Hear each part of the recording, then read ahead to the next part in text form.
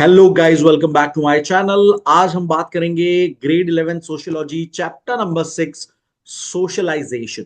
बहुत ही important concept की बात होगी इस चैप्टर में। हम बचपन से ही सोशलाइजेशन करके ही हम बड़े होते हैं। अब सोशलाइजेशन एग्जैक्टली क्या होता है उसके बारे में हम डिटेल में जानेंगे। कैसे कैसे अलग अलग तरह के सोशलाइजेशन एजेंसीज होती है, यानी जिससे हम सोशलाइज करते हैं, जिसके थ्रू हमारे साथ सोशलाइजेशन ये प्रोसेस होता है। तो ये पूरा डिटेल में हम जानेंगे। सिंपल से एग्जांपल कि जो सोशल मीडिया है जिससे आप कनेक्टेड होते हो पूरे टाइम, जिसका असर आपके बिहेवियर पैटर्न पे होता है, जिसकी हैबिट्स, किसी की इन्फ्लुएंसर से आप इन्फ्लुएंस हो जाते हो, ये भी सोशलाइजेशन का एक हिस्सा होता है। तो ऐसी ही बातें हम जानेंगे, कैसे हमारी फैमिली, हमारे पेरेंट्स, हमारे स्कूल, हमारे टीचर्स, हमारे फ्रेंड्स, कैसे सब हमारे साथ मिलकर जो एक पूरे फ्रॉम बचपन से लेके एडल्टहुड तक, जब तक हम मरते, जो एक प्रोसेस चलता है सोशलाइजेशन, वो कैसे अफेक्ट करता है और वो उसके क्या अलग अलग तरीके हैं, वो सब कुछ हम इस चैप्टर में देखेंगे। Let's dive into the chapter. Introduction. In the story of the honest woodcutter, the angel gives the woodcutter the golden and silver axes along with his own iron axe. As a reward for his honesty, the moral of honesty is the best policy is narrated to children in an effective manner. तो शुरुआत में ही एक story की बात की। हम सभी ने ये बचपन में स्टोरी सुनी होगी। एक वुड कटर होता है, जंगल में नदी के पास वो एक बार वुड कटिंग करता होता है, तो उसकी आयन की एक्स जो होती है वो पानी में गिर जाती है। तो एक एंजल आती है और वो टेस्ट होता है उसका कि ये कितना ऑनेस्ट पर्सन है। तो उसको एंजल कहती है कि मैं पानी से एक्स ला के दूंगी, और वो पहले गोल्डन लाती, तो वो कहता है गोल्डन मेरी नहीं है। सिल्वर लाती, तो कहते हैं सिल्वर भी मेरी नहीं है। और जब आयन की जब वो लाता है, तो वो आयन की इस पे यस कहता है। तो इसमें हम बच्चों को ये सिखाते हैं उसमें कि honesty is the best policy. तो ये यहाँ पर अब कैसे आया, let's see that. Fables and stories which were usually narrated to children by elders are transmitted today through animated forms and decorative story books filled with lots of colorful pictures. So ये जो बातें हम किताबों से और story telling में हमें elders बताते थे, अपने पेरेंट्स ने बताया या ग्रैंड पेरेंट्स ने हमें ये बताया होता, आज की तारीख में एनिमेशन के थ्रू और यूट्यूब वीडियोस में बहुत सारे चिल्ड्रन वीडियोस और ये सारे उसके थ्रू ये सब हम बताते हैं। द फॉर्म्स में हैव चेंज। तो फॉर्म ऑफ स्टोरी टेलिंग ये अब जो हम जो सिखा रहे थे वो चेंज हो गया, बोलो मैसेज देने का तरीका। But for centuries together moral stories are being passed on from one generation to another. तो यहाँ पर मोरल स्टोरीज, ये सारी मोरल स्टोरीज जिसके अंदर एक पर्सन के वैल्यूज डेवलप होते हैं, ऑनेस्टी, ट्रस्टवर्दीनेस, ये सारी चीजें एक पर्सन के अंदर डेवलप होती है, चिल्ड्रन के अंदर। तो ये मोरल वैल्यूज जो है वो हम जनरेशन टू जनरेशन इस तरह से सिखाते आ रहे हैं। The function of all children's stories is to create a sense in children of what is right and wrong. तो ये हम क्या बताना चाहते हैं, हम बच्चों को जब ऐसी कहानियां बताते हैं तो हम इसके पीछे का लॉजिक क्या है, मोरल्स में हम क्या बताना चाहते हैं कि क्या सही है करना, क्या गलत है करना, राइट एंड रॉन्ग क्या डिफरेंस हम बताना चाहते हैं। और ये अंडरस्टैंडिंग उनके अंदर हम डेवलप करना चाहते हैं। एज अ चाइल्ड उनके अंदर वो समझ आए धीरे धीरे कि ये सही है करना, ये गलत है करना। What is acceptable and what is unacceptable, what are the do's and what are the don'ts in the society। Society के अंदर क्या बातें सही है करना, क्या बातें गलत है करना। आपने देखा होगा कि कोई बच्चा अगर कहीं पे जिद कर रहा है तो पेरेंट उसको समझा रहा है कि ये जिद, ऐसे जिद करना गलत है। या कोई भी शरारत कर रहा है तो जो सोसाइटी में एक्सेप्टेबल नहीं है, तो उसके लिए मम्मी या फादर या जो भी एल्डर है वो उसको समझा रहा है कि इस तरह का बिहेवियर सही नहीं है या इस तरह का बिहेवियर ही करना चाहिए। तो ये हम बच्चे के अंदर sense of right wrong, acceptable unacceptable, dos and don'ts, ये हम समझाते हैं। It gives them a sense of growing up in their own world. वो इस तरह से बच्चा बड़ा होता है, उसको जब ये सारी बातें समझती है, हम उसको मेच्योर बना रहे हैं, उसको ये समझ देकर उसका विजडम बढ़ा रहे हैं। It gives them sense of growing up. This process whereby vulnerable infants become self-aware, बहुत अच्छा वर्ड है, self-aware skilled individuals is termed as socialization। और इसी चीज को हम कहते हैं socialization, जिसके अंदर एक इन्फेंट बच्चा जिसकी कोई वल्नरेबल यानी उसको कोई दुनिया की समझ नहीं है, कुछ नहीं है, जिसको कोई कुछ चीज पता नहीं है, उसको हम धीरे धीरे सेल्फ अवेयर बताते हैं कि कैसे दुनिया चलती है, कैसे सोसाइटी में रहा जाता है, कैसे बिहेव करना है, क्या नहीं करना है। ये सारी बातें जब उसे सिखाते हुए उसे एक स्किल्ड इंडिविजुअल हम बनाते हैं, तो ये जो प्रोसेस है पूरा ये करने का, इसी को सोशलाइजेशन कहा जाता है। इसीलिए हम सोशलाइज्ड, आपने सुना होगा human is a social animal. तो ये जब हम कहते हैं तो ये इसका फर्क है, because animals are not social, we would say that. हालांकि डिबेट बाद में हम बोलेंगे कि एनिमल्स भी एक पर्टिकुलर वे में बच्चों अपने बच्चों को बड़ा करते हैं, but still there is a lot of difference in the morals, ethics and everything. So human is a social animal. बहुत अच्छा एग्जांपल दिमाग में आ रहा है, आप सभी ने मोगली की कहानी सुनी होगी, कि मोगली कैसे वुल्फ्स के बीच में वो बड़ा होता है। तो कितना डिफरेंस होता है जब वो सिटी गर्ल को देखता है, यू नो, उसके, वो खुद कपड़े नहीं पहनता, और जब वो देखता है कि सिविलाइज लोग कपड़े पहनते हैं और वो उसको भी जब कपड़े पहनाए जाते हैं और उसको सिटी में लाया जाता है, कितना उसके लिए डिफिकल्ट होता है। तो ये अगेन सोशलाइजेशन का डिफरेंस है कि एक ह्यूमन को अगर जंगल में एनिमल्स के भरोसे छोड़ दिया तो वो कैसे बड़ा होगा, और एक सिविलाइज्ड वर्ल्ड में एक पर्सन कैसे बड़ा होगा, ये यहाँ पे हम बताने की कोशिश करें। तो ये जो डिफरेंस है उसी चीज को सोशलाइजेशन कहा जाता है। Okay. The focus of this chapter is to understand the meaning and process of socialization.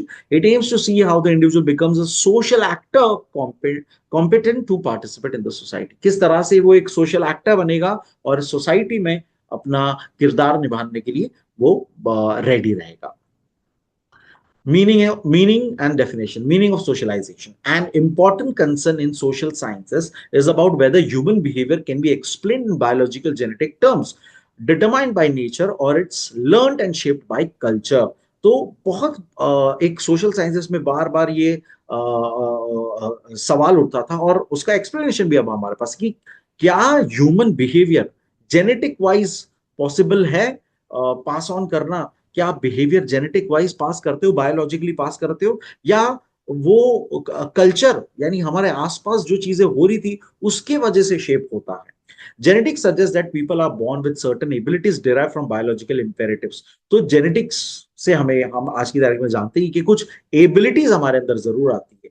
Instincts और the fixed human traits play a significant role in shaping human behaviour. और हमारे इंस्टिंक्ट्स और एक फिक्स्ड ट्रेट्स, ह्यूमन के जो traits होते हैं, उससे हमारे बहुत फर्क पड़ जाता है कि हमारा ह्यूमन बिहेवियर कैसा है। इसलिए कई बार हम कहते हैं ये तो अपने पापा पे गया, या ये बिहेवियर पैटर्न ये अपने दादा पे गया, ये अपने मम्मी पे गया। तो ये जो है वो हम कहते हैं तब। From this view point we born with certain abilities that are integral to our human nature. यानी कि इसको दिमाग में रख के बात करें, अगर जेनेटिक्स पास ऑन की बात करें तो उसको दिमाग में रख के बात करें, तो हमारे अंदर कुछ एबिलिटीज हमारा पहले से ही हमारे अंदर होती है। The process of socialization on the other hand signifies the role of nurture. So nature versus nurture का ये कंसेप्ट है। अगर आप चाइल्ड साइकोलॉजी वगैरह ही पढ़ोगे तो ये बहुत बार आपको ये आएगा, नेचर वर्सेस नर्चर वाला कंसेप्ट आएगा। तो नर्चर यानी कि आप किस तरह से आपके साथ बिहेवियर हुआ है बचपन से, जिसके थ्रू आप अपना ह्यूमन बिहेवियर आपका डेवलप होता है। So that is the part of nurture. Sociologists use the term socialization to refer to lifelong social experiences by which human beings are transformed into social beings. तो again बहुत बेहतरीन ये line, इसको आप mark कर लीजिएगा और याद कर लीजिएगा कि सोशियोलॉजिस्ट जो है सोशलाइजेशन टर्म को कैसे डिफाइन करते हैं। वो कहते हैं कि लाइफ लॉन्ग, जिंदगी भर चलने वाला अपनी सोशल एक्सपीरियंसेस, हमें जो अलग अलग एक्सपीरियंस मिलती है अपनी दुनिया में लोगों के वजह से, वो हमारे पूरे सोशल बीइंग का ट्रांसफॉर्मेशन, हम उसी में निकलते हैं, उसी में उभरते हैं। यानी नर्चर के थ्रू ही हमारा सोशल बिहेवियर, ह्यूमन डेवलपमेंट होता है। Genetics is study of genes and heredity. Genetics क्या होता है वो बताया हुआ है, बहुत ही सिंपल से आपको पता ही होगा। Studies the inheritance patterns of traits, जो हमारी कुछ ट्रेट्स होती है जो पास ऑन होती है। डेफिनेशंस, वॉल्स एंड वॉल्स का रिपोर्ट में डेफिनेशन ये है, socialization is the process of transmitting socially appropriate beliefs and behavior patterns to an individual and making possible the development of a self or a personality.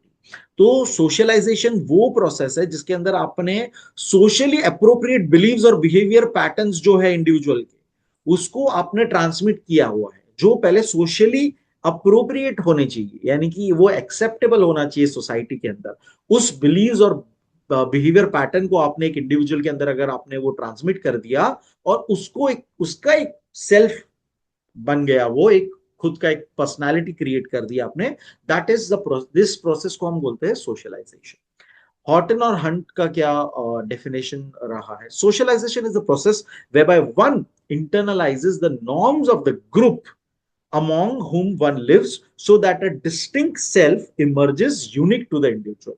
तो again इसी बात को थोड़ा सा घुमा फिरा के बोला गया है कि सोशलाइजेशन वो प्रोसेस है जिसके अंदर एक पर्सन जिस ग्रुप में बिलोंग करता है, उस ग्रुप के नॉर्म्स को अपने ऊपर लेकर खुद का एक यूनिक सेल्फ क्रिएट करता है ना। जिस ग्रुप में वो बिलोंग करता है, अमोंग वन ही लिव्स, उसके अंदर रहकर उस ग्रुप के नॉर्म्स को अपने साथ डेवलप करके खुद का एक सेल्फ यूनिक डेवलप करता है। हॉब्स एंड ब्लैंक का क्या डेफिनेशन है? Socialization transforms the biological organism into a social being. तो हम एक बायोलॉजिकल ऑर्गेनिज्म होते हैं, जो हमारे जेनेटिक्स के थ्रू हम एक एक बेबी बॉर्न बायोलॉजिकल ऑर्गेनिज्म है हम एक, लेकिन वो एक सोशल बीइंग बन जाता है in the process of socialization. ऐसा इनका definition. From the above definition, अब ऊपर तीनों डेफिनेशन से हम क्या बातें को एक कॉमन पॉइंट बनाकर एक हम बता सकते हैं कि सोशलाइजेशन मतलब हम क्या क्या समझते हैं। It is a process of learning various forms of behaviour acceptable in a particular culture. एकदम सिंपल भाषा में, एक पर्टिकुलर कल्चर में किस तरह का बिहेवियर एक्सेप्टेबल है और किस तरह का नहीं, किस तरह का एक्सेप्टेबल है, वो जब हम सीख लेते हैं, उस इस प्रोसेस को ही, ये सीखने के प्रोसेस को ही सोशलाइजेशन कहा जाता है। Young children must learn the roles, norms, values, and become a fully functioning members of the society. Through socialization, children learn the ways of their elders and perpetuate the cultural values and social practices. This is how socialization connects different generation to one generation. एकदम simple सा, बच्चे अपने आसपास अपने parents, अपने family members, अपने relatives, अपने school teachers and friends, सबसे धीरे धीरे सोसाइटी के मेंबर्स ये सारे के सारे हो गए, उनसे अपना सीख कर कल्चरल वैल्यूज और सोशल प्रैक्टिसेस को सीखते हैं, और वो जनरेशन टू जनरेशन हम पास ऑन भी करते जाते। तो एक प्रोसेस है ये पूरा लर्निंग का, an ongoing process of continuous learning. वही बात है, सिर्फ फिर से अगेन उन्होंने बताया कि ये कंटिन्यूस प्रोसेस है, ये कभी रुकती नहीं है, और मतलब बचपन से लेके मरते दम तक आप सोशलाइजेशन प्रोसेस आपकी चलते रहती है। The birth of a child is a new experience of parenting for a couple. तो कपल के लिए पहली बार माँ बनने का, पहली बार फादर बनने का वो एक्सपीरियंस, तो वो एक नया चीज, वो एक नई चीज एक्सपीरियंस कर रहे हैं सोशल। तो वो older people become grand parents, उसी वक्त ओल्डर जो उनके पेरेंट्स के पेरेंट्स है, वो ग्रैंड पेरेंट्स बनने का एक्सपीरियंस लेते हैं। वो एक नया रिलेशन बॉन्ड, नया एक रिलेशन डेवलप करते, नई एक फीलिंग्स डेवलप करते, नए इमोशंस डेवलप करते, नई चीजें, नई तरीके की बातें और वो सारी चीजें इंट्रोड्यूस करते अपनी फैमिली में। तो ये वो चेंज होते जा रहे बार बार। तो ये बता रहे वो कि continuously learning new things, and ये कंटिन्यूस प्रोसेस को हम सोशलाइजेशन कहते हैं। A process through which an individual gradually becomes a member of the society। ये वो प्रोसेस है जिसके अंदर एक इंडिविजुअल मेंबर ऑफ सोसाइटी बन जाता है, यानी कि वो सोसाइटी में रहने के लायक बन जाता है, सिविलाइज्ड पर्सन बन जाता है। Every human society is marked by a distinct way of life और culture which is collectively created and lived. हम सभी ये तो पहले के चैप्टर्स में भी देख चुके कि कल्चर चैप्टर्स में हम देख चुके पहले के, और सारे चैप्टर्स में पहले के हम देख चुके कि हर एक सोसाइटी में एक तरह का कल्चर और लाइफस्टाइल होती है जो लोग जीते हैं। Socialization facilitates learning this collective way of life, और सोशलाइजेशन वही चीज को वो जारी रखता है जिसके अंदर वो ये सारी चीजें, कलेक्टिव प्रोसेस जो है ये पूरा सीखते हैं लाइफ में। Cases of feral unsocialized children are evident enough to show how human behavior is largely learned। तो कुछ ऐसे हमारे पास केसेस है जिसके अंदर एक बच्चे को पेरेंट्स से बचपन से ही जुदा कर दिया था और सेक्लूडेड और आइसोलेटेड रखा गया था। तो वो किस तरह का, वो क्या बोलना सीखा, क्या वो ठीक से बैठना, ठीक से खाना पीना सीखा कि क्या? तो ये सारे केसेस है हमारे पास कुछ ऐसे, जिसके थ्रू हमें पता पड़ जाता है कि सोशलाइजेशन, ह्यूमन बिहेवियर जो है वो लर्नड है, यानी कि आप ह्यूमंस के बीच में रहकर ही वो सीख सकते हो, तभी जाके आपका सोशलाइजेशन हो सकता है। एनिमल्स के बीच में आपका सोशलाइजेशन नहीं हो सकता है। You may have read the story of Mowgli. इन्होंने भी मोगली का एग्जाम्पल दिया हुआ। A child raised by wolves और heard about the real account of the wolf children of Midnapore. Two small girls reportedly found in a wolf den in 1920। तो 1920 में एक real case ऐसा हुआ है जिसमें दो गर्ल्स वहां पर पाई गई थी। दे हाउल्ड लाइक वुल्व्स, वो वुल्व्स की तरह आवाजें करती थी। एंड प्रेफर्ड रॉ मीट, वो कच्चा खाना पसंद करते, उसको पका हुआ खाना आप नहीं जब वो रेस्क्यू किया गया था, हमने देखा कि वो कच्चा खाना और कच्चा मीट खाते थे। कुड नॉट वॉक अपराइट, वो सीधा स्ट्रेट अपराइट चल नहीं पाते थे, वो चार ऐसे करके चलते थे। And lacked many basic human skills, तो जो बेसिक ह्यूमन स्किल्स है हमारे, वो उनमें मिसिंग थी सारी की सारी। इसी से ये प्रूव कर रहे हैं कि नर्चर इज द फैक्टर जिससे आप एक पर्सन का सोशलाइजेशन प्रोसेस करते हो, ह्यूमन बिहेवियर पूरा फॉर्म होता है ह्यूमंस के बीच रह। Another well documented example of Ginny demonstrates the importance of socialization। ये मैंने कोई तो पता नहीं, कोई तो डॉक्यूमेंट है किसी तो कहीं पे ये देखा हुआ है, सुना हुआ है मैंने। जिनी, अ 13-year-old girl in California was discovered in 1970s, और कंप्लीटली उसको आइसोलेट रखा गया था छोटे से रूम में।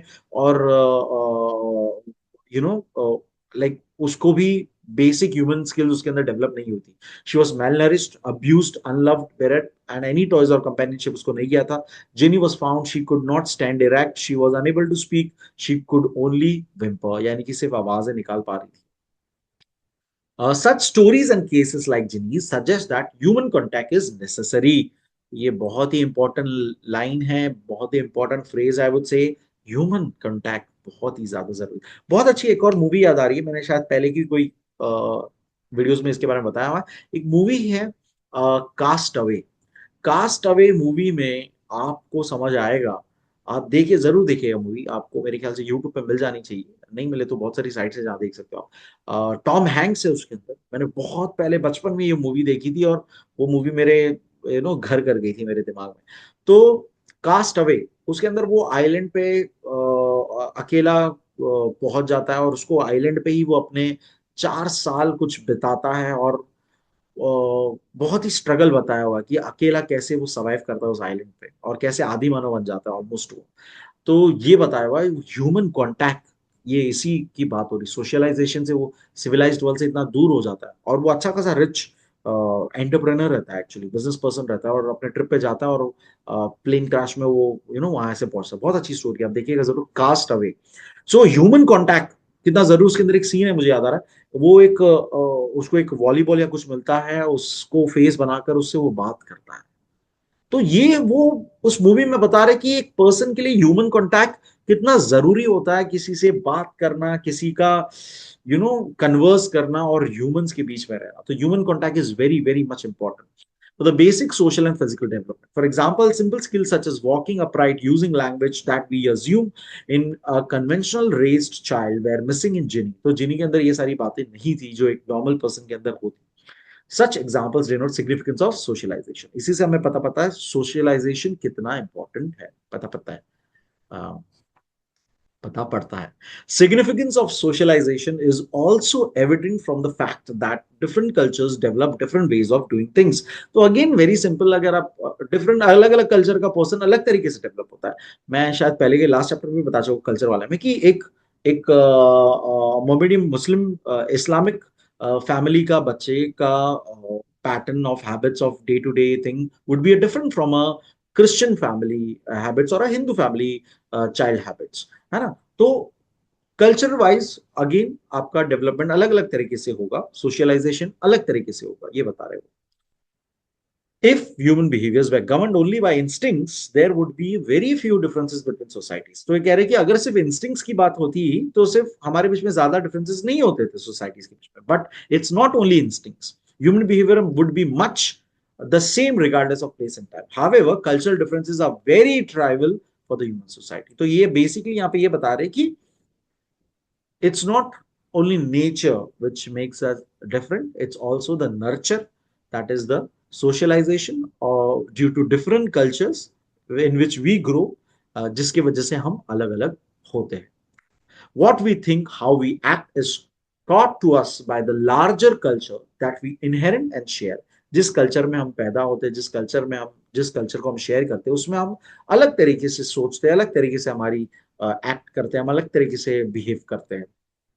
Understanding the process of socialization is therefore very important. और इसीलिए ये बात जो है, इसी के वजह से, सिंस हम अलग अलग डेवलप होते हैं because of the culture differences, इसी के वजह से सोशलाइजेशन प्रोसेस को समझना बहुत जरूरी है, specially in today's diverse world, खास करके आज के डाइवर्स सोसाइटी में. It explains how our own way of living is only one acquired kind of the many diverse ways of living. जिससे हमें पता पड़ता है कि हमारा रहने का तरीका बस एक एक टाइप ऑफ रहने का तरीका है. दुनिया में बहुत अलग अलग तरीके से लोग रह रहे हैं, कल्चरल अलग अलग बैकग्राउंड वाले अलग तरीके से रह रहे हैं. ओके, वो बताता है the process of socialization. Human behavior skills have to be taught and learned. This learning process we describe as socialization. तो हम ये ऑलरेडी क्लियर कर चुके हैं अभी. And transform the individual self into a social self, जिसके अंदर एक इंडिविजुअल सेल्फ एक सोशल सेल्फ बन जाता है. Through socialization we learn the behavioural rules to become active members of social group. Again वही बात को थोड़ा सा फिर से और वर्ड्स के साथ, कि हम उस बिहेवियर रूल्स को समझते हैं जो सोसाइटी में वैलिड है, जो सोसाइटी में हमें मानने हैं, और उसी के साथ हम सोसाइटी का हिस्सा बन जाते हैं, सोशल ग्रुप का हम हिस्सा बनते हैं जब हम ये रूल्स को फॉलो करते हैं, और उसी को हम कहते हैं सोशलाइजेशन. जॉर्ज हर्बर्ट मीड बहुत ही इंपॉर्टेंट सोशियोलॉजिस्ट रह चुके हैं, इनका व्यू हमें यहाँ पे बताया हुआ है. Has elaborated on this process of the building social self. According to him, the self does not exist at birth. वो कह रहे हैं आज की आपकी जो पर्सनालिटी है वो बर्थ पे नहीं थी. आज आप जो एक पर्सन हो, आपके अंदर एक कुछ फिक्स आपके कुछ मोरल्स है. आप शायद किसी को झूठ बोलना बहुत ही गलत समझते हो, आप दोस्तों से झूठ बोलना बहुत ही गलत समझते होंगे, या आप शायद उस चीज को ओके समझते होंगे. तो ये अगर आपके अंदर डिफरेंस है, तो ये जो आपका जो आज का जो डेवलप्ड सेल्फ है वो आपके बर्थ में नहीं था. ये आपके अंदर आपके आसपास इंसिडेंट्स, आपके एक्सपीरियंसेस, आपके साथ कुछ चीजें जो हुई है उसके थ्रू आपने वो डेवलप किया हो कि इट इज ओके अगर मैं दोस्तों से झूठ बोल रहा हूँ, इट्स ओके अगर मैं अपने पेरेंट्स से झूठ बोल रहा हूँ, इट्स ओके अगर आपके ये हो नहीं नहीं मैं कभी नहीं किसी से झूठ बोल रहा हूँ, मैं ऑलवेज हमेशा सच ही बोलूंगा, भले उसका कोई भी रिजल्ट होने दो, मैं हमेशा लोगों के सामने आवाज उठाकर अपनी बात रखना प्रेफर करूंगा. तो ये कुछ हमारे स्ट्रॉन्ग मोरल्स कैरेक्टरिस्टिक डेवलप हो जाते हैं, पर्सनालिटी ट्रेट्स. ये जो आपका सेल्फ है वो बर्थ के टाइम पे नहीं था. It emerges through communication, interactions with others, and this is precisely what makes humans the social being. ये हमारा ओवरऑल बचपन से कम्युनिकेशन, इंटरेक्शन, लोगों के साथ जो अलग अलग हुआ, एक्सपीरियंसेस जो हुआ है, उसके वजह से हमारे अंदर वो आया. According to me, formation of the self occurs in 3 distinct stages. तो 3 अलग अलग स्टेजेस में हम डेवलप करते हैं. पहला स्टेज है imitation. In this stage children imitate behaviour of adults without understanding it. हम समझते नहीं है कि इस बिहेवियर का क्या मीनिंग होता है. जब बच्चा चिल्ला रहा है, बच्चा गुस्सा दिखा रहा है, बच्चा कोई भी वैसी हरकत कर रहा है जो डायरेक्टली उसने देखी है कहीं पे, बस उसको कर रहा है, उसको उसका मीनिंग नहीं समझ रहा है. A little boy might drive his mother to her office by driving his toy car और help his parents to clean the floor by pushing a broom और स्टिक अराउंड द रूम. तो ये आपने देखा होगा, बच्चे खेल रहे हैं तो वो अपना बोल रहे हैं मैं मम्मी को छोड़ने जा रहा हूँ ऑफिस. तो ये उसको समझ नहीं रहा वो क्या कर रहा है, वो तो रियलिटी में तो नहीं कर रहा, राइट. बट वो बस इमिटेशन कर रहा है. क्यों? क्योंकि पापा मम्मी को ड्रॉप करने गए, या वो खुद एक बार पर्सनली पापा के साथ गाड़ी में बैठा था और मम्मी को ड्रॉप किया हुआ था, है ना. तो इमिटेशन स्टेज की यहाँ पे बात हो रही. फिर आता है प्ले स्टेज, जिसके अंदर अब उसको पता है, अंडरस्टैंडिंग आ चुकी है, इसलिए वो रोल प्ले कर रहा है. A child play sometimes being a mother और टीचर. बचपन में सबने मेरे ख्याल से किया हुआ. I remember my sister used to blank blank ये एक रोल वाला ब्लैक बोर्ड जैसा आता था और उस पे चौक से लिखा जाता था. घर पे वो दुपट्टा मम्मी का लगाकर चौक लेकर वो अकेले अकेले रूम में घंटों खेले बड़बड़ करते रहती थी कि चुप रहो, क्या कर रहे हो, मारूंगी तुमको, आवाज क्यों कर रहे हो. और अकेले खेलते रहती थी वो टीचर टीचर. अब इसमें अब चुप रहो, आवाज क्यों कर रहे हो, मारूंगी मैं तुमको. तो ये वो चिल्लाकर गुस्से से तब बोलती थी और हवे में मारती हुई थी स्केल से. तो वो क्यों करती थी? क्योंकि उसने अपने स्कूल में ये देखा हुआ है कि अरे बच्चे आवाज कर रहे तो टीचर ने स्केल से मारा हुआ है। तो ये चीज दिमाग में आई उसको, अब उसकी समझ है और वो घर पे वो रोल प्ले कर रही है टीचर का। तो ये हम करते हैं, हम डॉक्टर डॉक्टर खेलते हैं, हम ये सारे अलग अलग हम रोल प्ले करके खेलते हैं बचपन में। तो that's your play stage. At times a postal worker, police officer, हम पुलिस ऑफिसर, ये भी हम चोर पुलिस खेल चुके हैं हम। तो आपने पता ही होगा आपको ये बात। In this stage responses are not organized. यहाँ पर हमारे रिस्पॉन्सेज ऑर्गेनाइज्ड नहीं है पूरी तरह से, लेकिन हमको थोड़े से समझ है कि हमने क्या देखा हुआ है, हम उसको कर रहे हैं। A child internalizes the attitudes of others who are significant to her or him through enacting the roles of others। ये बहुत इंपॉर्टेंट लाइन है, ये लाइन लिखनी है आपको इसमें, कि इसके अंदर बच्चे ने जो उसको लगा कि वो क्यों बोल रहा है कि मैं पुलिस बनूंगा, मैं आर्मी ऑफिसर का ये एक्टिंग कर रहा हूं, तो ये उसको एक सिग्निफिकेंट, उसके दिमाग में वो एक इमेज है कि मुझे ऐसा बनना है, मुझे ऐसा ये करना है। तो उसके अंदर वो बहुत ही बहुत ही उसके लिए स्ट्रांग, उसके लिए इमोशन है वो, तो उस वे को इनेक्ट कर रहा है। तो ये आपको समझना है कि चाइल्ड इंटरनलाइजेस द एटीट्यूड, उसके अंदर वो एटीट्यूड डेवलप करता है जो बाहर का सिग्निफिकेंट पर्सन का उसको एटीट्यूड अच्छा लगता है।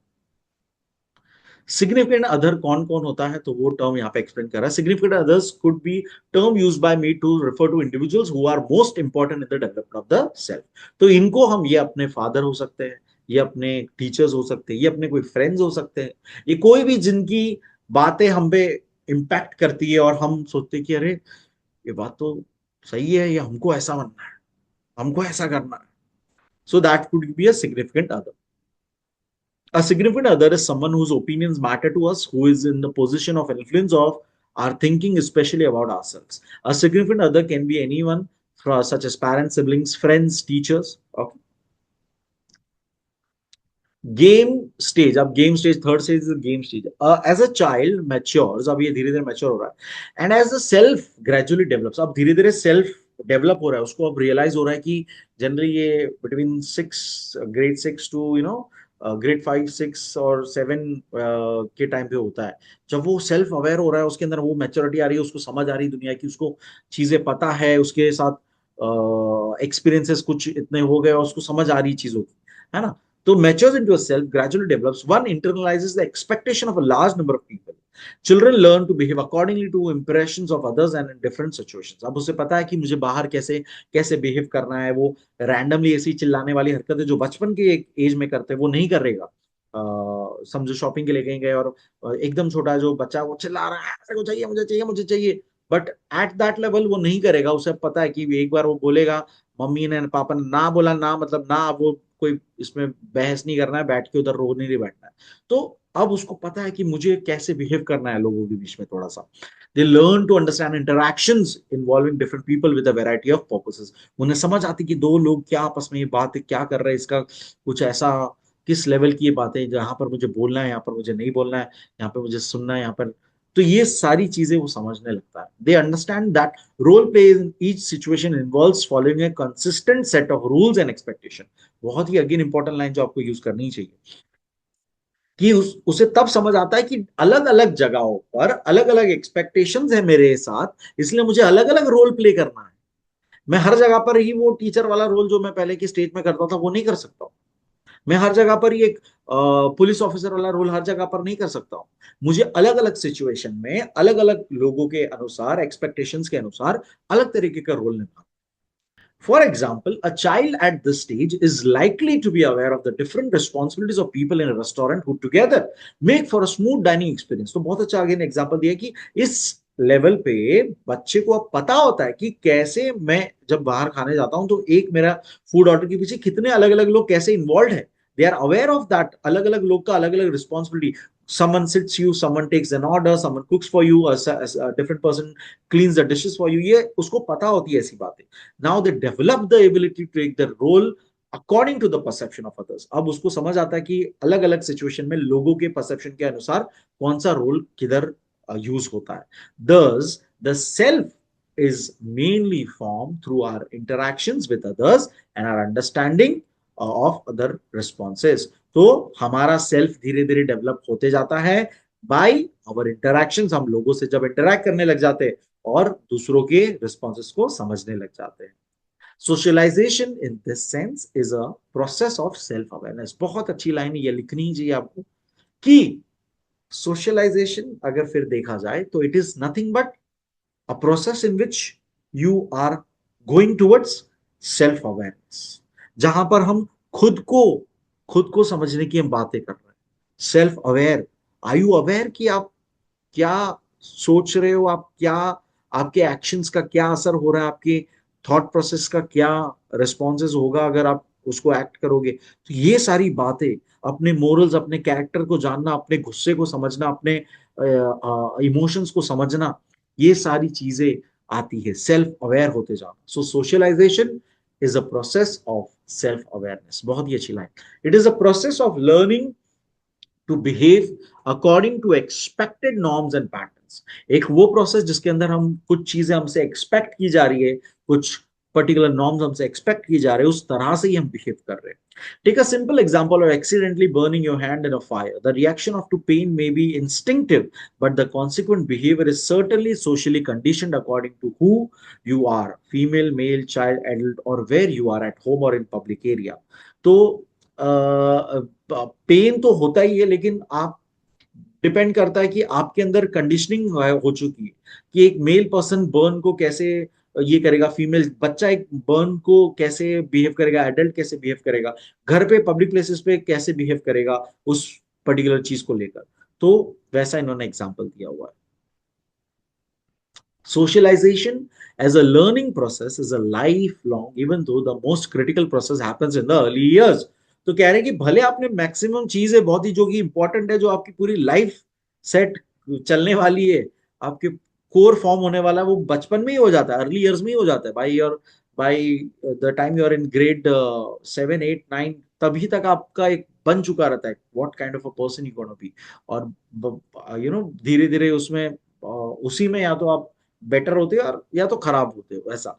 तो अर्ली इयर्स में ही आपका मेन प्रोसेस हो गया रहता है, लेकिन still it's a continuous process. Of course you can learn and you can be more self aware of yourself, and if you think something is wrong or something is bad which you are doing, you can always try to change that habit, and you can unlearn and learn the new habits or new human behavior. यही होता है जब आप anger management की अब बात करते हो।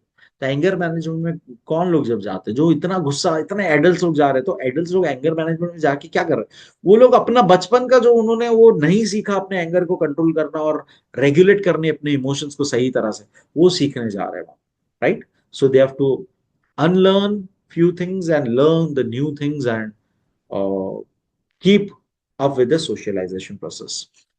It is termed as the early years के सोशलाइजेशन को कहा जाता है प्राइमरी सोशलाइजेशन। बहुत ही इंपॉर्टेंट प्राइमरी सोशलाइजेशन जो अर्ली इयर्स में हो जाता है हमारा, बहुत ही इंपॉर्टेंट फॉर्म कोर होता है हमारे एडल्टहुड पे।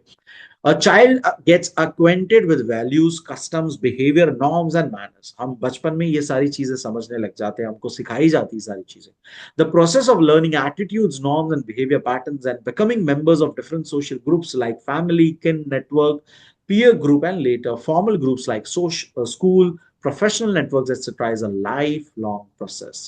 What can be termed as secondary socialization extends over the entire life of a person. तो जो बचपन में आपने अर्ली इयर्स में जो आपका सीख लिया चीजें, वैल्यूज, नॉर्म्स, वो प्राइमरी सोशलाइजेशन, और जो आगे जाकर आपके एक्सटेंडेड स्कूल, प्रोफेशन और पीयर ग्रुप से आप जो आगे आगे सीखते जाओगे, that would be the secondary socialization, जो पूरे लाइफ टाइम चलते रहे। एजेंसीज ऑफ सोशलाइजेशन, यानी कौन लोग इन्वॉल्व होते हैं जिसके थ्रू हमारी सोशलाइजेशन प्रोसेस होती है। तो ये आप गेस ही कर सकते हो खुद ही कि family, your friends, your school teachers, ये सभी लोग इसमें आ जाते हैं। As noted above, the child gradually becomes a member of society by participating in different social groups. तो हमने देखा ऊपर कि वो अलग अलग सोशल ग्रुप्स में पार्टिसिपेट करता है, right. Family is one of the social group, school is one of the social group, right? Friend circle is one of the social group. Even though newborn is initiated with this learning process in family, it is not the only agency of socialization. तो family अकेली socialization agency नहीं है। There are different social groups and social context which can be seen as agencies of socialization. अलग अलग है जिसको हम देखेंगे एक एक करके अभी। सबसे पहला family. Primary socialization takes place in infancy and childhood and involves intense cultural learning. यहाँ पे बहुत ही intense, पहले तो हमारा ये प्राइमरी सोशलाइजेशन के अंदर आती है फैमिली, और बहुत ही इंटेंस हम कल्चरल लर्निंग इसके अंदर सीखते हैं, अलग अलग values, norms, human behaviour, what is allowed, what is not allowed, ये सारी चीजें हम सीखते हैं. During this phase, family is the main agent of socialization. The child learns language, other basic behavior patterns in this family. Basic values, manners, attitudes, foundational for the future learning are transmitted by the family. वही बात बस again repeat ही हो रही है, हम वही बात है सिंपल सा, कि जो बेसिक मैनर्स, वैल्यूज, एटीट्यूड्स है वो हम सीखते हैं, जो हम आगे तक हमारे अंदर वो रहेगी. A range of roles are learnt in the family. Children learn basic responsibilities and duties from parents. ये भी अगेन बेसिक रिस्पॉन्सिबिलिटीज और ड्यूटीज समझते हैं हम parents and other family members. This learning involves using sanctions which are mainly informal. कुछ चीजें होती है सैंक्शंस, यानी कि वो चीज करना अलाउड है या करना नहीं अलाउड है. तो कुछ इनफॉर्मल सैंक्शंस होती है कि क्या वो करना अलाउड है, वो इनफॉर्मली होता है, सबको पता है कि अरे नहीं ये टीवी बंद करो तो पापा के आने का टाइम है, टीवी चलना अलाउड नहीं है. तो ये एक इन कहीं पे रूल लिखा हुआ नहीं है, कहीं के लिख दिया कि अरे भाई 8 बजे टीवी बंद कर देना, पापा आ जाते. फॉर्मल वे में कहीं पे किसी ने नहीं बोला. It's an informal sanction which is not allowed and which is allowed, right. Positive sanctions involve physical expressions, smile, for example, verbal approvals, good boy. हम ये बोलते हैं right, good boy, good girl. कुछ चीजें बच्चे करते तो हम वो बोलते हैं वेरी गुड, बहुत अच्छा. तो ये हम क्या कर रहे हैं, उनको पॉजिटिव सैंक्शंस दे रहे हैं. हम कोई चीज अलाउ बता रहे हैं, स्माइल कर रहे हैं, बता रहे हैं कि yes this is allowed, yes you can do this, yes ये करना अलाउड है. फिजिकल रिवॉर्ड्स भी अलाउड होते हैं कि आप अगर ये करके दिखाओगे तो आपको ये गिफ्ट्स मिलेंगे. और negative sanctions are negative remarks, आप कुछ करोगे, गुस्सा दिखाओगे, आंख दिखाओगे, ऐसे करोगे, तो ये आप फिजिकल पनिशमेंट भी कुछ लोग करते हैं. तो ये सारी चीजें आप बता रहे हो कि ये करना अलाउड नहीं है. तो नेगेटिव सैंक्शंस फॉर जो चीजें अलाउड नहीं बतानी है आपको उसके लिए. Family thus plays a significant role in developing acceptable behaviour pattern in in children.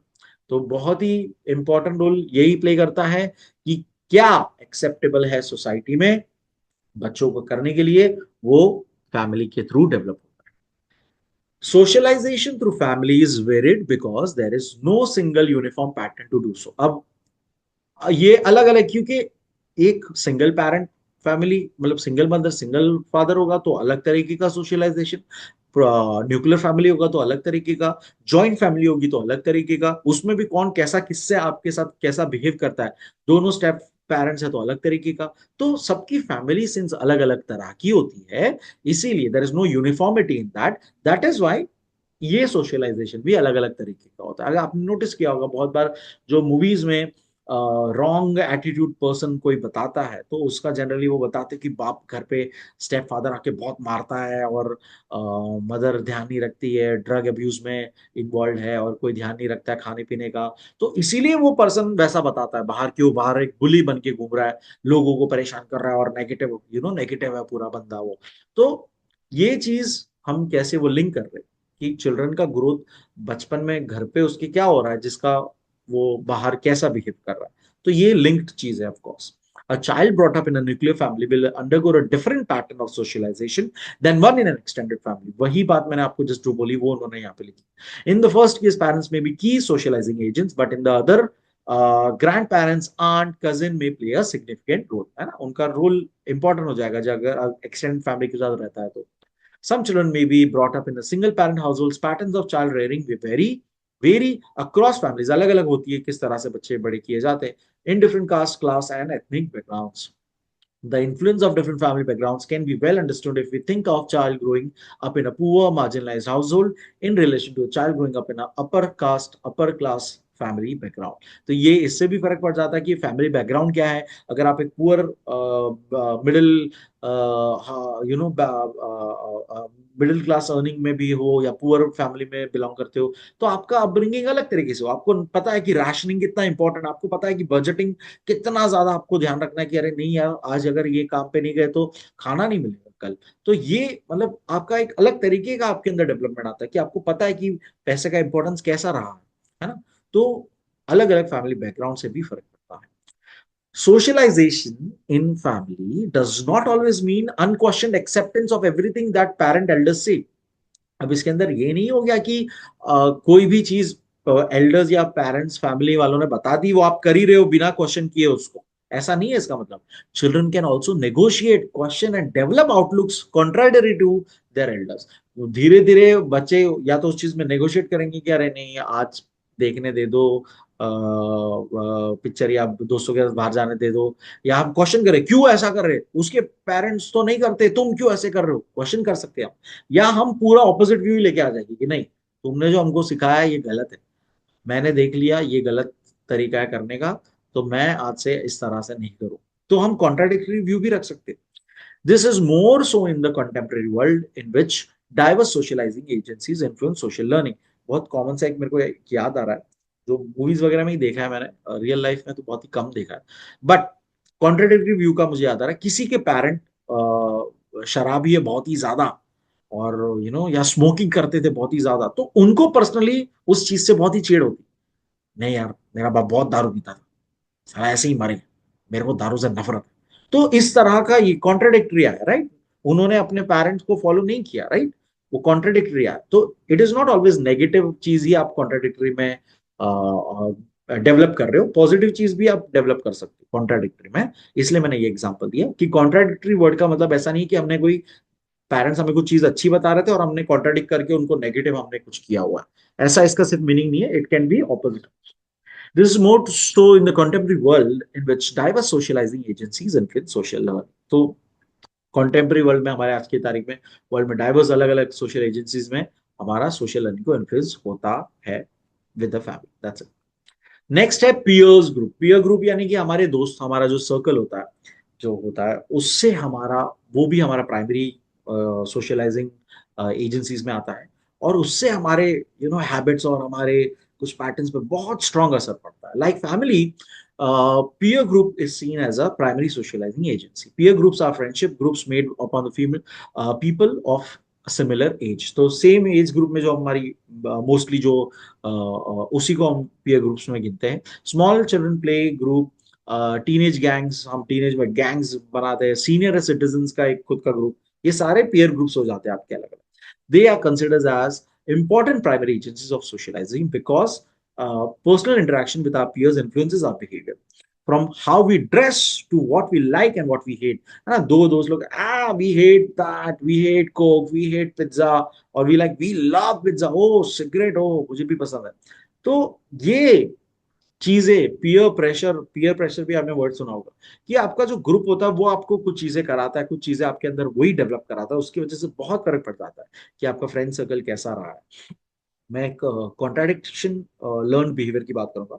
मेरा जो पीयर ग्रुप था during my school time, my वहां पर सब उस एरिया के लोग आते थे जो कि बहुत ही गुंडे मवाली से जैसे थे, एक पूरा सेक्शन, और सबसे दोस्ती थी, ऑफ कोर्स स्कूल में साथ में पढ़ रहे, क्लास में साथ में मस्ती कर रहे। तो वो लोग, I remember many of my friends used to smoke cigarettes. I am talking about grade 9th and 10th, cigarette smoke करते थे, and I never used to do it, and I was like what, क्या है यार ये। But I used to, of course दोस्त है साथ में, हम ट्यूशन साथ में जा रहे हैं, पढ़ रहे हैं हम साथ में, तो साथ में तो रहते थे, लेकिन वो लोग, आई रिमेम्बर दे पैसा जमा करते थे, एंड कभी कभार मुझसे भी मांगते थे कि यार 5-10 रुपए और दे दे यार कहीं से कुछ, और सिगरेट पीते थे वो। एंड पीयर प्रेशर भी मैंने देखा हुआ है कि कैसे उन्होंने मेरे हमारे ही ग्रुप के लोगों को ऐसे, अरे यार ट्राई कर, और फिर वो भी मैंने देखा है कि वो भी पीने लग गया अब। तो वो चीज, पीयर ग्रुप जो होता है वो बहुत इम्पैक्ट करता है आपको। आपका कोर अगर आपका स्ट्रांग है तो आप ऑफ कोर्स उस पीयर ग्रुप में भी आपका कुछ, आप उसमें कॉन्ट्राडिक्टरी सीख के ले लोगे। मैंने आज तक सिगरेट स्मोकिंग, ऑफ कोर्स मैंने ट्राई की थी, I won't lie to you now, मैंने ट्राई की हुई थी, but I never developed a habit. मैंने कोई एक पूरी सिगरेट पूरी कभी पी नहीं है।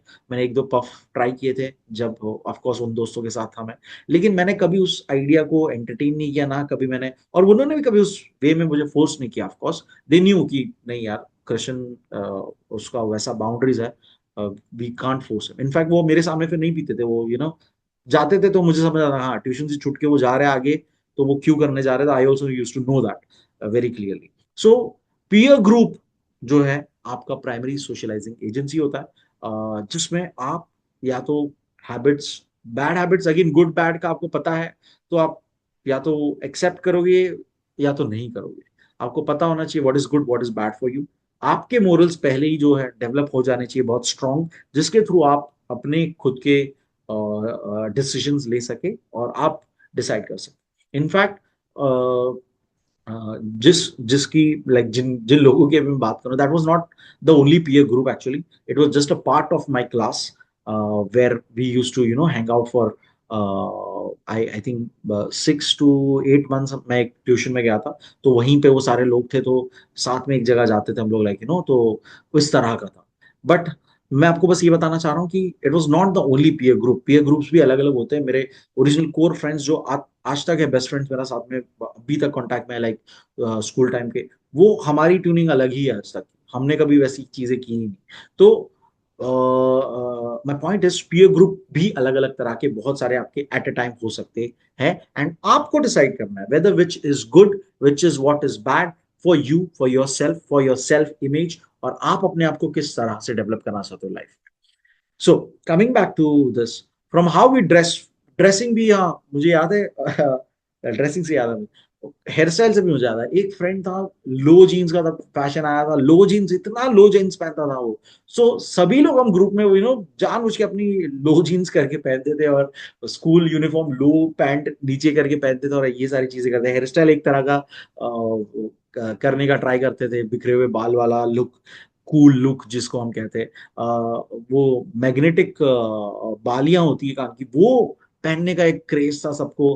तो ऐसे पहन के रहते थे, और क्या कुछ नहीं ऐसे मतलब करते थे। ये सारी चीजें पीयर ग्रुप आपका आपको बताता है, और आपके साथ वो आपका इंटरेक्शन के थ्रू आप वो चीज डेवलप करते हो। In peer groups, the interactions are reasonably egalitarian, as there is a greater amount of give and take when compared to family or school. तो इसके अंदर आप एक तरह से डिसाइड इंटरेक्शन में डिसाइड करते हो कि फैमिली और स्कूल से कंपेयर करें तो पीयर ग्रुप में आपका एक अलग तरीके का कमांड उसके ऊपर है कि कितना चीज आप उसमें इंटरेक्शन रखते हो, और कितनी चीज उसमें लेते हो, कितनी देते हो। Peer groups also use informal sanctions, इसमें भी एक इनफॉर्मल सैंक्शंस होते हैं। Positive sanctions like approving gestures, laughing at your jokes, यानी कि हम अप्रूव करते हैं इस तरह की बातों को। Negative sanctions like disapproving looks, dude what are you talking, तो हमको पता है कि अरे इन लोग के साथ मैं ऐसी बातें नहीं कर सकता हूँ। रिजेक्टिंग योर कंपनी, अरे यार के साथ रहना नहीं, वो तो ऐसी बातें करता है। तो वो कभी कितने ऐसे दोस्त हुए कि कभी साथ में हैंग आउट किए थे 2 बार, और फिर बाद में अलग हो गए, या हम किसी के साथ हैं हम अलग हो गए, अरे यार उसके साथ मजा नहीं आता, ऐसी बकवास बातें करता है वो। तो हम ये खुद करते हैं, तो हम ये क्या कर रहे हैं, हम किसी को नेगेटिव सैंक्शन दे रहे हैं, और हम अलग हो जा रहे हैं, यानी रिजेक्ट कर रहे हैं कंपनी को। The values we learn in a peer group may vary with age and circumstances, but we carry the value of friendship with us throughout our lives, है ना। तो फ्रेंडशिप की वैल्यू हम इससे सीखे, फ्रेंडशिप, वो फ्रेंडशिप जारी रखने का वो वैल्यू हम सीख लेते, लेकिन बाकी चीजें हमारे डिपेंड करती है हमने क्या उसमें सीखा, क्या छोड़ दिया। Schooling, schools again a very important agency, schooling and education considered as a secondary agencies। अब इसे हम सेकेंडरी एजेंसी में गिनेंगे। तो प्राइमरी में दो लोग हैं, family, peer group, okay. School is a secondary, schooling is secondary because it is formal process, क्योंकि इसके अंदर थोड़ा सा फॉर्मल ट्रीटमेंट आपका होता है टीचर्स के साथ और क्लासमेट्स के साथ, तो इतना फॉर्मल मैं नहीं बोलूंगा, but still formal learning situation में आप आ चुके हैं इसीलिए। When we learn comes out from formal curriculum, specific subject skills, तो यहाँ पे वो स्कूल के साथ डायरेक्ट डील की बात कर रहे हैं, स्कूल में जो फ्रेंड्स है उसकी बात नहीं चल रही यहाँ पे। There is a possibility that in spite of daily contact with, we may not develop primary attachment to other members, है ना। तो हमको जरूरी नहीं है सबके साथ अटैचमेंट हो स्कूल में।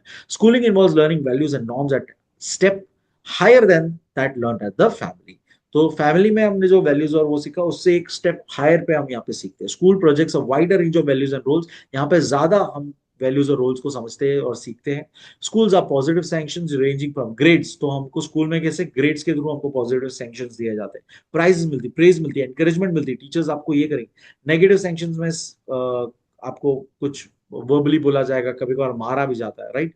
पहले के स्कूल में होता था फिजिकल, इंडियन स्कूल्स में, बट अब तो फिजिकली अब्यूज करना is not at all entertained in schools. Skills and values like teamwork, competitive spirits, discipline, conformity to authority are learned in schools, and this helps prepare student for the adult life. ये सारी बातें, discipline, team work में काम करना, ये सारी चीजें हम स्कूल्स में सीखते हैं और जिसको हमें एडल्ट वर्ल्ड में काम आता है. Sociologists also discuss about hidden curriculum conditioning children's learning. तो ये तो हो गया एक पेपर पे जो करिकुलम है वो फॉलो करके हमने सब्जेक्ट सीखे और सारी चीजें की. एक हिडन करिकुलम भी होता है जो कहीं पे मौजूद नहीं है बट वो हम स्कूल सेटिंग में सीखते हैं. Hidden curriculum refers to things we learn from attending to school such as respect for the system, obedience to the authority. तो ये सारी चीजें कि अपने टीचर्स का रिस्पेक्ट और ये सिस्टम का रिस्पेक्ट करना, डिसिप्लिन में रहना, ये सारी चीजें हिडन करिकुलम में आती है. It also indicates unquestioned acceptance of the system. यहाँ पे हम सिस्टम को चैलेंज नहीं करते, अनक्वेश्चन एक्सेप्टेंस, हम एक्सेप्ट कर लेते जो भी हमको कराया जाता है. For example, while distributing co curricular task, girls and rarely boys are expected to do campus cleaning. So girls को हम कैंपस क्लीनिंग के लिए ये करते हैं, बॉयज को नहीं करते. हालांकि I don't remember such a thing, but इन्होंने यहाँ पे वैसा एग्जाम्पल दिया है based on gender. Through this children learn the sexual division of labour. यहाँ पे उन्होंने वही जेंडर बेस पे, सेक्सुअल सेक्स बेस पे डिवीजन ऑफ लेबर की बात की कि गर्ल को कौन सा टास्क देते थे, बॉय को कौन सा टास्क दिया जाएगा ऐसी कोई एक्टिविटी में school. Many schools are making efforts to counter this by making boys and girls do the similar task. तो जनरली हमने तो वैसे ही किया हुआ कि हमारे बीच ऐसे कोई नहीं रहा है कि अरे गर्ल है तो वो ऐसे नहीं करेगी, बॉय है तो ऐसे ही करेगा. बट इन्होंने, आई एम श्योर आपको समझ में आ गया कि वो किस तरह के करिकुलम की बात करें. ऐसी चीजों से भी हमने दिमाग में डाल दिया कि girl has to do a cleaning job और decoration job, not a boy. Boy has to do a lifting, bench उठा के सारा जमा कर, तो गर्ल्स नहीं उठा के जमा करेंगे बेंच एक कोने में, बॉयज ही जनरली करते थे. हालांकि I we had such awesome crowd जिसमें गर्ल्स वुड बी लाइक हम भी करेंगे साथ में, so we would be like okay साथ में करते हैं, let's do it together. So that has been that, but again understand very clearly we are talking about entire history जहाँ पे जैसा होते आया. Next is mass media. मैं स्टार्टिंग में चैप्टर के एक्सप्लेन करते वक्त बोला था कि जो आप सोशल मीडिया का आप इंटरेक्शन करके इन्फ्लुएंस होते हो, सो मास मीडिया के अंदर आ जाता है ये actually. So again that's a socialization process के अंदर आता है. One of the significant forces of socialization is modern culture, is mass media. तो मॉडर्न कल्चर में मास मीडिया बहुत important. Mass media has become an integral part of our day to day life. Mass media are the means of delivering impersonal communication directed to a vast audience. तो ये जो अभी चल रहा है, आप जो वीडियो देख रहे हो, दैट इज मास मीडिया. हम एक एक मीडिया के थ्रू कम्युनिकेट कर रहा हूं मैं, इतने सारे बच्चों को बता रहा हूं, that is mass of people. So mass media का इस्तेमाल करते हुए हम लर्निंग कर रहे हैं यहाँ पे फिलहाल. As a medium of communication they transmit information, messages which influence the personality of an individual to a great extent. ये लाइक आई डोंट नो, अगर आप सारे कमेंट्स कभी मेरे वीडियोस में या सारे वीडियोस आपने देखे या कमेंट्स पढ़ते हो, आई don't know that, but many many have expressed in their comments that sir आपका वीडियो देखने के बाद मेरा तो लाइक वो परसेप्शन ही चेंज हो गया हिस्ट्री को लेकर, पॉलिटिकल साइंस को लेकर, इस पर्टिकुलर सब्जेक्ट को लेकर. मुझे पता ही नहीं था ऐसा भी होता है. तो ये उनके दिमाग में ये परमानेंट, मेरा एक मतलब वो बातें, मेरी वीडियो, मेरा वो उनको दिमाग में वो बैठ चुका है और उनका लाइफ टाइम वो हमेशा वो रहेगा कि अरे यार ऐसा मेरी पर्सनालिटी ट्रेट में ये आया है because of that particular incident. So that is transmission of information messages जिससे सामने वाले का कोई पर्सनालिटी इन्फ्लुएंस हो गया. Mass media includes traditional print media. इसके अंदर ट्रेडिशनल प्रिंट मीडिया आता ही है, न्यूज़पेपर्स, मैगजीन्स, आजकल वो भी इलेक्ट्रॉनिक हो चुका है वैसे. Electronic media like radio, television, current IT enabled media, social media, YouTube, okay, ये सब कुछ आ जाता है mass media. In the last few decades, children have been dramatically socialized by one source in particular, television. Television से बहुत ज्यादा socialization हुआ है ऐसा इनका कहना. Studies have found that children spend more time watching TV than they spend at school. हमने हमने स्टडीज ये की है जिसमें टीवी पे लोग ज्यादा टीवी देखते रहते हैं rather than school time. Television has an influence on children from a very young age, affects their cognitive and social development. बचपन से ही हम, मुझे याद है मेरे मासी के बच्चे हम लोग गाने लगा दो टीवी पे, आई टीवी और एम टीवी पे गाने लगा दो, और बस वो गाना सुनते सुनते बच्चे आवाज नहीं कर रहा है, बिकॉज गाने चल रहे हैं तो गाने देख रहे हैं। तो दिस थिंग बचपन से ही उसको आदत लगा दी, मैं गाने देख, खाते वक्त अगर आवाज कर रहा है गाना लगाओ तो खा रहा है। तो ये हमने उसके कॉग्निटिव को चेंज कर दिया कि अब वो देख रहा ही है कुछ, उसको चल रहा है कुछ एंटरटेनमेंट तो ही वो खा रहा है, वरना आवाज कर रहा है या तो रो रहा है। तो ये चलते आ रहा है डेकेड से, जब से टेलीविजन आया है, और बच्चों को अफेक्ट होता है।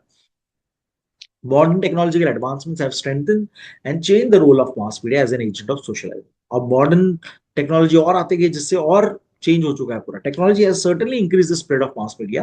People spend most of their time in touch with the world through different forms of mass media. Sometimes the time allotted to other agents of socializing like family, friends is sacrificed just to give time to usage of mass media.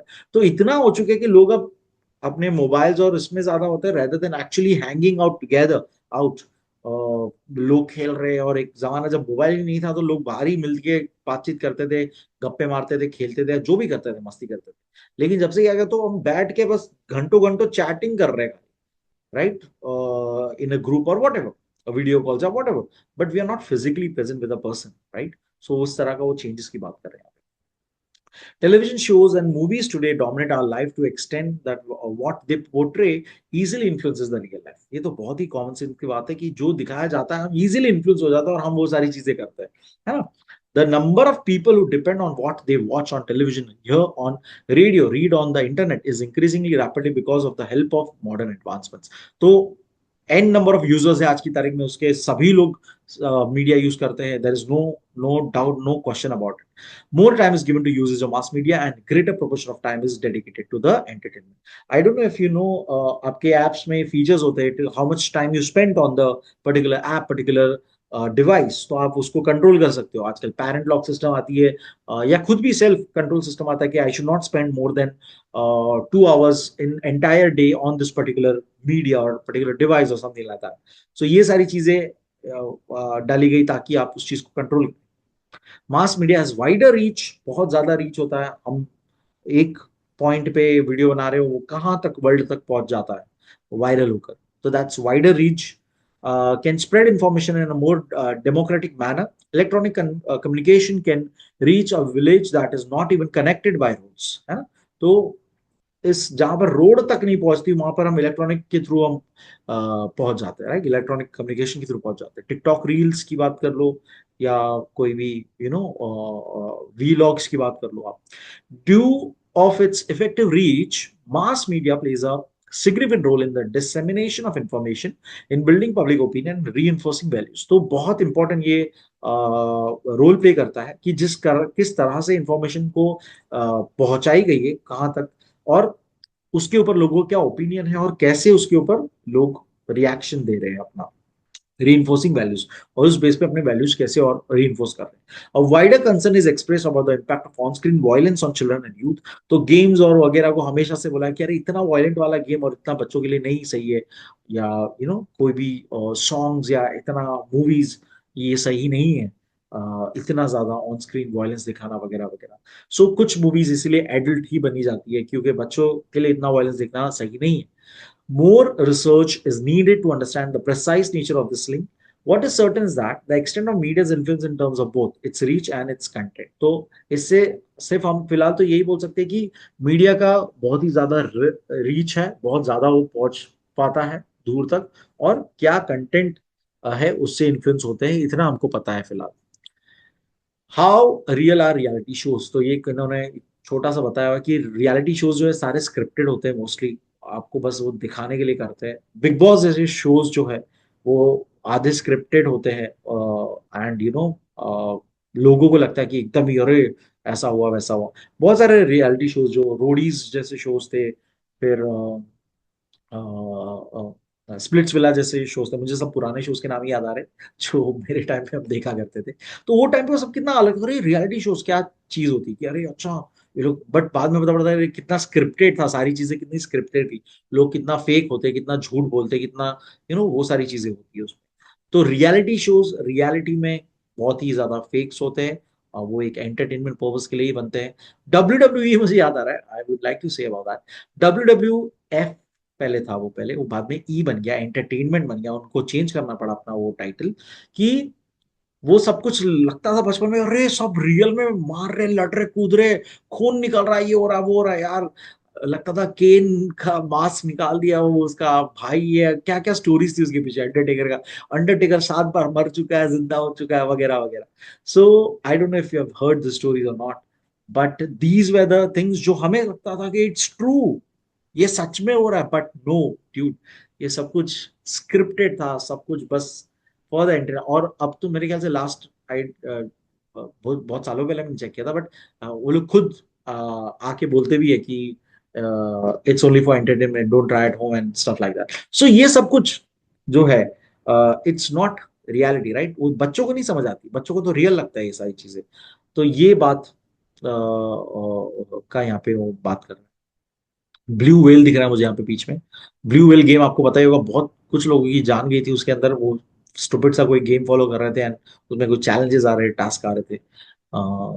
एक और movie याद आ रही है, recently मैंने south की कोई movie देखी थी डब में, चिकन चिली। उसके अंदर भी वो कुछ गेम्स खेलते हैं, चैलेंजेस गेम खेलते हैं, बकवासी कुछ तो टिकटॉक या किसी पे वीडियो पे वायरल करते हैं, और ऐसा सब, और उसमें एक की डेथ हो जाती है। तो ये भी अगेन रियलिटी से बन के वो मूवी बनी है बाय द वे, तो रियल इंसिडेंट से बेस्ड होके। बट ऐसी चीजें मौजूद है जिसमें आपका इतना सेंस नहीं है कि ये this is not real, if someone is telling you to do something, you are not supposed to just do that, it's a stupid game, right? So ये चीज समझना, सबकी ये मैच्योरिटी नहीं होती है, बच्चों की मैच्योरिटी नहीं होती है कि अरे am I suppose to do it और not suppose to do it.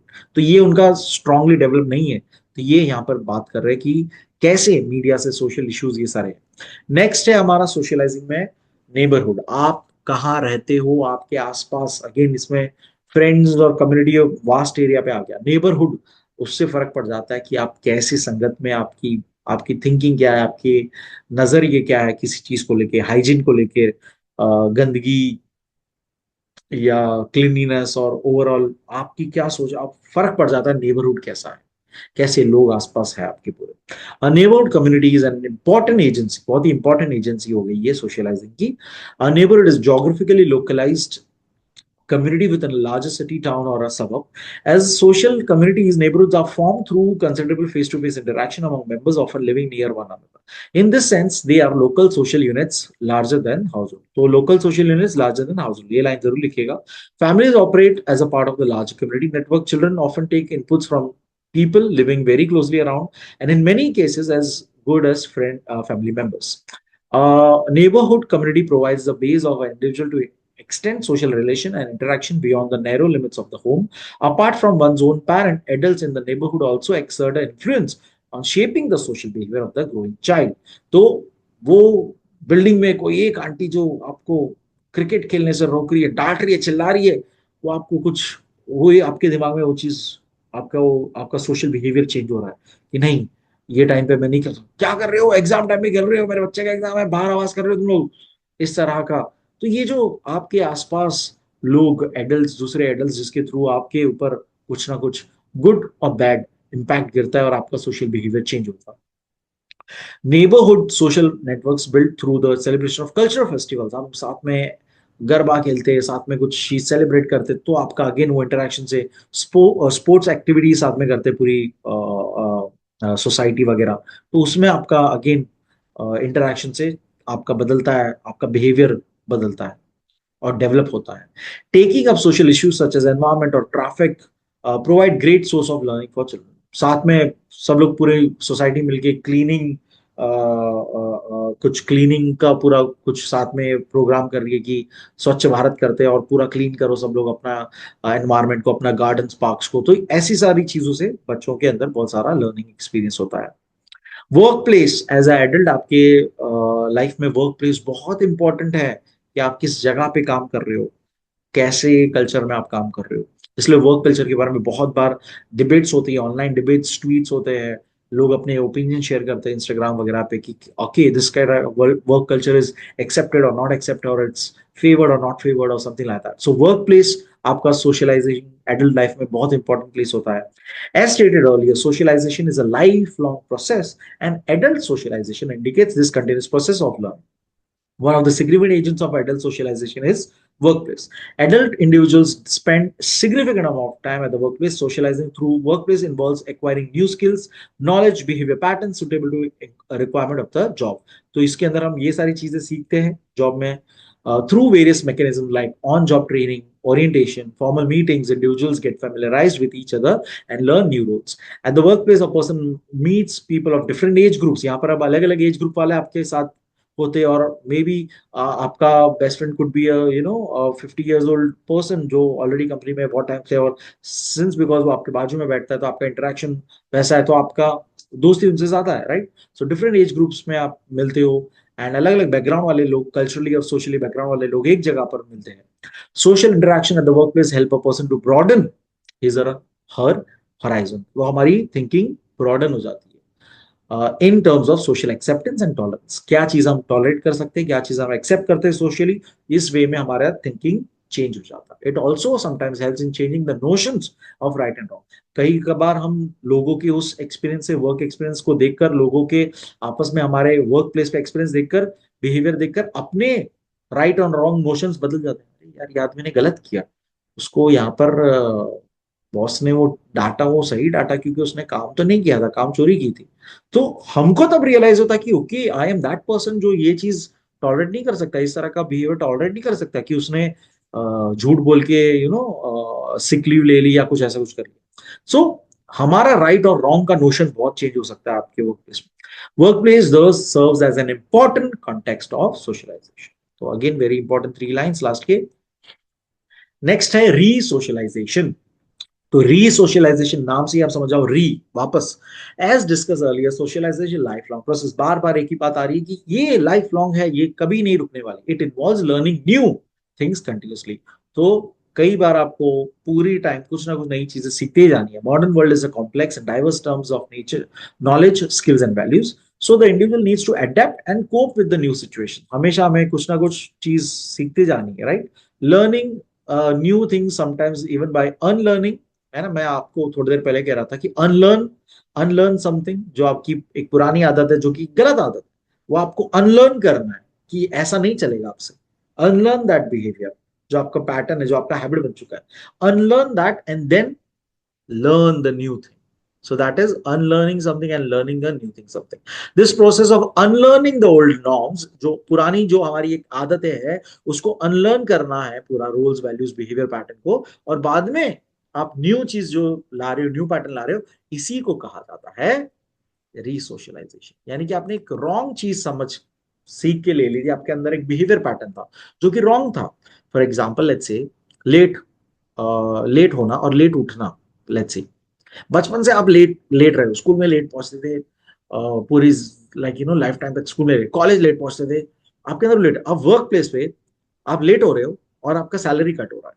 तो now what you gonna do? You, क्या आप अपनी सैलरी कट नो नहीं होने दे सकते हो? आप धीरे धीरे you know maybe you'll talk to your manager, talk to your boss, and you know get one to one and say that, hey, I know I'm being wrong here, I'm going to unlearn my wrong behavior, wrong pattern of life, कि मैं हमेशा late रहा हूँ, and I'm going to change that. I'm going to be on time, I'm going to you know start early, I'm going to wake up early, and whatever I'm going, जो भी चाहिए, I'm going to do that. and मैं अपना री socialisation करूंगा, new pattern सीखने वाला हूँ कि I am gonna be on time, मैं हमेशा टाइम पे रहूंगा आपसे. सो ये चीज इंडियंस में खास करके लेट वाला फीचर तो बहुत ही ज्यादा होता है. ट्रेन 3 मिनट लेट बोलती है तो 15-20 मिनट बाद आती है, right? It's a normal thing late होना इंडियंस के लिए. इसलिए बहुत सारे फॉरेन कंट्रीज जब इंडिया से डील करते हैं तो इनफैक्ट बहुत सारी सीरीज मूवीज में भी आपको देखने मिलता है इंडिया टाइम के हिसाब से कि 7 बजे, या कि इंडिया के 7 बजे. तो ये जो है कमेंट, वो कहना चाह रहा है कि 7 बजे मतलब नॉर्मल 7 बजे कोई चीज करनी है, actual at 7 PM on the clock, और इंडिया के साथ मतलब आराम से 7:30 तक चालू करेंगे जो भी चीज है. तो ये चीज इंडियन कल्चर के अंदर लेटनेस वाली चीज का जो है, अनप्रोफेशनल ये चीज जो है, वो बहुत ही कॉमन वे में नॉर्मलाइज हो गया है कि अरे लेट है, ठीक है, लेट हो गए, 10 मिनट लेट हो गए, 15 मिनट लेट हो गए. जब तक आपको उसका फटकार नहीं पड़ता है कि अरे सैलरी कट हो रही है, अब तो यार नहीं चलेगा, नहीं इतनी मेहनत करता हूँ महीने भर और फिर पैसे कम हो जा रहे हैं जस्ट बिकॉज मैं वो 10 मिनट लेट पहुंच रहा हूँ, टैप इन लेट कर रहा हूं तो वो नहीं चलेगा, राइट? तो ये चीज है। तो unlearn the old norms and new चीज को सीखना, इस प्रोसेस को री सोशलाइजेशन कहता है। Sometimes an individual is caught in a situation where one has to break away from the past experience and earlier way of life and internalize radically different norms and values. तो वही बात को फिर से थोड़ा technically बता रहे कि कभी कभार हमें अपनी पुरानी आदतों को तोड़कर, निकाल कर नई चीजें करनी। It involves complete alteration of the earlier lifestyle. पुरानी लाइफस्टाइल को पूरी तरह से छोड़ देना पड़ता है। The new way of life is not only different but also incompatible with the earlier one. तो पूरा नई लाइफ जो है पूरी अलग तरीके से और पुरानी लाइफ से मैच नहीं करती। The individual has to completely reengineer one sense of social values, beliefs and norms. बहुत अच्छा वर्ड लिखा हुआ, री इंजीनियर। हमें अपना जो कंडीशनिंग थी, थिंकिंग प्रोसेस थी कि नहीं यार ऐसा नहीं, ऐसा नहीं, ऐसा नहीं, ऐसा नहीं चल सकता, ये इसको चेंज करना पड़ेगा मुझे, ऐसा नहीं मैं बिहेव कर सकता। तो ये पूरा चेंज करना पड़ेगा और फिर न्यू पैटर्न दिखाना पड़ेगा। The basis of the resocialization is to unlearn and then relearn, है ना? बहुत अच्छा। तो अगेन ये जरूर लिखिएगा। Re-socialization can also be defined as a process which subjects and individuals to new values, attitudes, skills defined as adequate according to the norms of a particular institution, and the person must change in order to function adequately according to those norms. वही बात को अब खाली बस repeat हो रही है और कुछ नहीं। न्यू वैल्यूज, एटीट्यूड, स्किल्स को आप डेवलप करते हो नई जगह पर, नई सिचुएशन में आप आ चुके हो तो नई जगह पर आपने वो डेवलप करना है नई चीजें। अब प्रिजन सेंटेंस, इन्होंने एग्जांपल दिया प्रिजन सेंटेंस का। प्रिजन के अंदर आप जब गए आपको पूरा अपना बिहेवियर पैटर्न आपका पूरा चेंज हो जाएगा। अब प्रिजन के बाद वापस नॉर्मल जिंदगी आपके लिए डिफिकल्ट हो जाएगी क्योंकि आपको प्रिजन लाइफ की आदत है। तो आपको अगेन अपने आप को री सोशलाइज करना पड़ेगा। So it works in both ways. When you go inside and you when again you come back. A prison sentence is a good example. The individual not only has to change and rehabilitate one's behavior in order to return to the society, but she must also accommodate the new norms required for the living while in prison. तो बहुत कुछ changes आ जाते हैं। इसलिए इनके लिए programmes भी होते हैं, जो लोग रिहा होते हैं उनके लिए प्रोग्राम्स भी होते हैं कि कैसे आप सोसाइटी में वापस से नॉर्मलाइज, आप नॉर्मल लाइफ जीने लग जाओ। इसके लिए उनके लिए प्रोग्राम्स भी होते हैं, कुछ rehabilitation programmes. Severity of reorganization depends on the context in which it is carried out. For example, re-socialization, re-socialization depends on context in which it is carried out. For example, re-socialization, which happens when an individual enters into a completely different and new occupational world, is milder than one which will take place in a total institution like prison. तो कह रहे हैं कि एक company से दूसरी company change कर देना वाला जो होता है, जिसके अंदर आपने एक कंपनी बहुत ही टॉक्सिक थी, बहुत ही अलग तरीके से वर्क करती थी, और दूसरी कंपनी एक आपकी अलग तरीके से न्यू, आपने न्यू तरीके से सीखे, ओके, आपने तब फिर से अनलर्न करके अपना न्यू लर्न किया, resocialization. This is very different in context to a prison change वाला डिफरेंस। तो वो खाली बता रहे कि सिविरिटी ऑफ री सोशलाइजेशन, यानी कि किस लेवल का री सोशलाइजेशन कर रहे हो। क्या आप कंपनी टू कंपनी चेंज वाला री सोशलाइजेशन की बात कर रहे हो या प्रिजन से वापस बाहर आने वाला री सोशलाइजेशन की बात कर रहे हो। तो ये जो डिग्री है इंटेंसिटी की, सिविरिटी की, वो अलग अलग होती है डिपेंडिंग ऑन द कंटेक्स्ट। यहाँ पे अर्विंग गॉफमैन का ये, उन्होंने ये टर्म री सोशलाइजेशन पॉपुलर किया था जब उन्होंने ये प्रिजनर्स वाला चीज किया था। तो ये again you can read that. Thus, resocialization involves a process of tearing down and rebuilding an individual's roles and socially constructed sense of self. Again, very nice line. ये पूरा लाइन आप लिखना इस टॉपिक के ऊपर जब आएगा, जब रीसोशलाइजेशन, दैट इसके अंदर आप पूरी तरह से टेयरिंग डाउन, पूरी तरह से अपने आप को नष्ट कर दे रहे हो और रीबिल्ड कर रहे हो, पूरी तरह से अपने सेल्फ को डिस्ट्रॉय कर रहे हो, जो जो चीजें आपने गलत सीखी थी या जो पहले आप फॉलो करते थे, और अपने आप को रीबिल्ड कर रहे हो, a new you. It is often a deliberate and intense social process. ये डिलिबरेट यानी आप खुद कर रहे हो, जानकर, जानकर करना, deliberately, I am doing it purposefully, मैं जानता हूं मैं अपने आप को बदल रहा हूं। It involves revolves around the notion that if someone can be learned, it can be unlearned. तो इसके अंदर ये लॉजिक है कि अगर आप कोई चीज सीख सकते हो तो कोई चीज आप अनलर्न भी कर सकते हो। For example eating hygienic, hygienic not eating only food which is calorie count वाला फूड वाला, फिटनेस वाला। एक होता है कि आप कुछ सोच नहीं रहे, आप खा रहे हो, जो मिल रहा है खा रहे हो, जैसा मिल रहा है खा रहे हो। एक होता है कि अरे नहीं, इतना कार्ब्स, इतना प्रोटीन, इतना फैट, इतना ही फाइबर, इतना ये वाला खाना। तो आपने वो चीज अलग से चेंज की, अपने अपने डाइट चेंज कर लिया पूरा उस तरीके से। तो अनलर्न करना पड़ता है पुरानी हैबिट्स को और न्यू हैबिट्स को लर्न करना पड़ता है। This chapter will have showed you that how humans become social beings through the life long process called socialization. तो इसमें हमने देखा कैसे human social animals, social beings बनते हैं by the process of socialization. You have learn how lives are shaped by forces like family, education, friends, media, and so forth. You will have to understand how human beings constantly re-socialize in different environments. So I hope आपको ये chapter समझ में आया, ये video अच्छा लगा। Keep learning guys, keep sharing and keep smiling. कोई भी कुछ कमेंट्स हो, कुछ भी हो, प्लीज आप कमेंट्स में बताइए, कुछ क्वेश्चन हो या कुछ जनरली हाई हो, do put in the comments, share the video, and like and subscribe guys if you're the new subscriber, and thank you so much. Bye.